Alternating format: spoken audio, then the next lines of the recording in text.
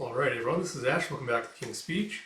So we're getting around to some more Shonen Jump stuff today, or we're getting caught up with Shonen Jump, I guess I should say today. We are experiencing a heat wave here this weekend, so I will try to get around to them read-throughs tomorrow, because I don't want to spend 2 months in this stifling office. We'll see how I feel depending on how the weather and thing is like. We might push that off until next weekend. In the meantime, we've still got some Akane-Banashi and Spy Family coming your way. So if you haven't already, please do like, comment, subscribe, all that good stuff.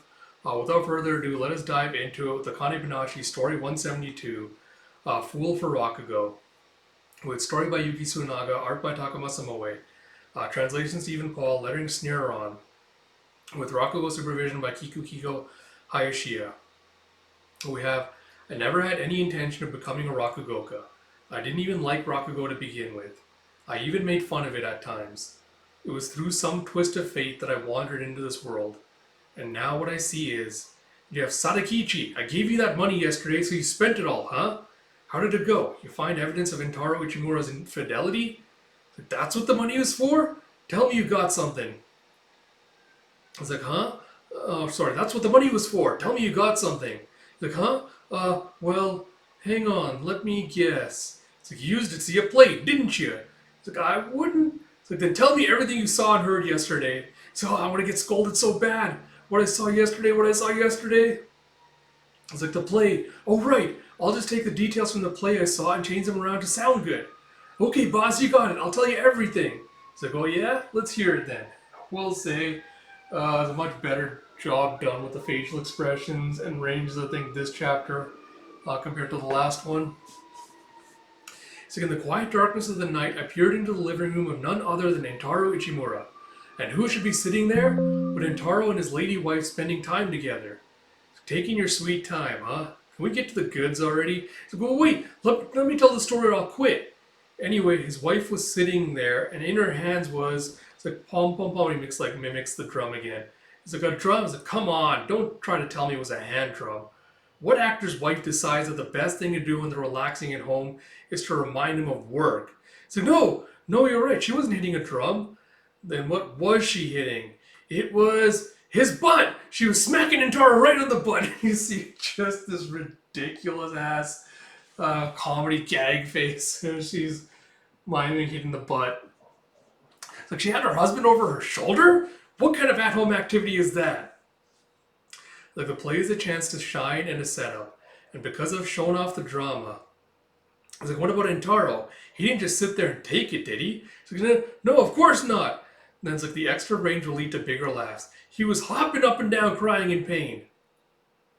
It's like he's getting a reaction by straying from the fundamentals. In structure, it's like yawning lessons. So while it's brand new, the bones are classic. It's like, little ant, wipe down the front gate. It's like Zenza training is like being an apprentice human. It's the time you need to hone the core of who you are as a person, as someone once said. It's like, hone you as a person? Whatever, so old-fashioned. Stop wasting my time and tell me how to improve my speaking skills. Kid. The frustration is reasonable, but on the other hand, words depend on the person. If you want them to listen to you, you need to be someone they want to listen to. I think that's why Rakugoka needs to put in the time to polish himself as a person. And you have a boatload of random chores they force on you in the name of tradition. The things that are still passed on even today have a meaning worth being preserved. An eternal quality that's always in demand. Times will change, but if we keep repeating the same stories from centuries ago, our generation isn't going to care one bit. So you really don't get it. Traditions ain't just there for show. So you finally fess up. I knew that you're making all that up. I'm in the business of selling stories. You think I can't tell the difference between what's real and what's a tall tale? So I'm sorry, boss. He's like, yeah, little runt. Well, I'll give you this. You really do love that stuff. Guess it made for some decent entertainment. Your little act wasn't half bad. He's like, oh no, sir. All I did was... It's like, the reason I'm doing false classics now is because I want to create something that lasts. It's like the classics, you mean? It's like, yep, I'll leave my mark on the world of tradition. Sounds tough, huh? But fun. But that's all over the long haul. I know my place for now. This is the kind of Rakugo I can make. It's all just, it's like monkey see, monkey do. Now, Karashi Sunmate, false classic, monkey see, monkey do.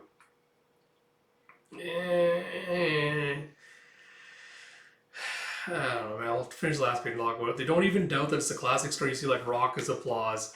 Just creating a Rakugo by itself is a massive effort, and his ode to the classic style is deep enough to make this audience believe it was authentic. You can't make something like this without love. I thought this guy was a real contrarian at first, but it turns out he's just a fool for Rakugo. I don't know, man. I'll talk about that again.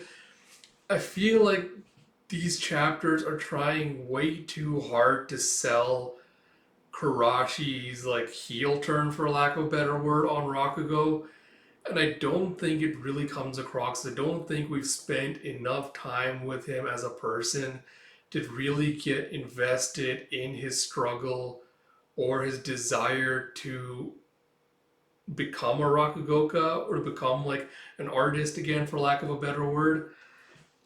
And so like there was some funny moments in this story, but I don't feel like it really very neatly tied into who Karashi was as a person, or the apparently the supposed growth he apparently went through while undergoing like all this training and things. So I don't know, like it's very much like monologuing the Karate Kid lesson at you, where it's like, oh, I don't think there was like a point to doing all this stuff, like the wiping down the things, like the basic chores and stuff.